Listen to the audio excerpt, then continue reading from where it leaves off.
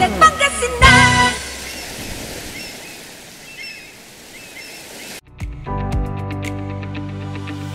A product that defines Mabini's natural resources, Sawali has been a symbol of unity and harmony that weaves the identity of Mabini, a town of strong and collaborative people.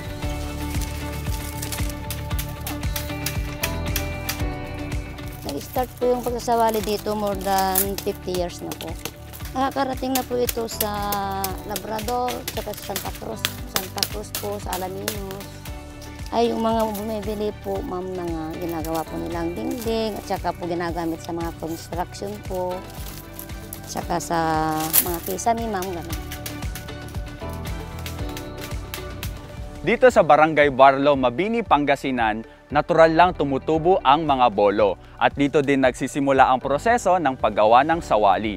After a year, pwede na siyang i-harvest at sinusukat, hinahati, at pinipitpit at syempre tinatanggalan ng buko at pinapadry for 2 days. And after 2 days, mag-start na ang weaving process.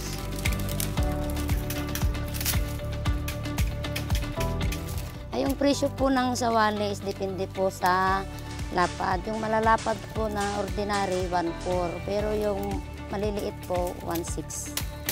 Ang haba po ng ginagawa namin is 10 meters po yung haba, 7 feet po yung taas. At saka yung iba po, 8 feet po yung taas, 10 meters din po yung haba. Nakakatulong po ito para sa mga pang-araw-araw na pangangailangan po namin. Habang nakikilala ang bayan ng Mabini, patuloy na hinahabi ng mga Mabinians ang nakasanayang kasaysayan at kulturang iniingat-ingatan.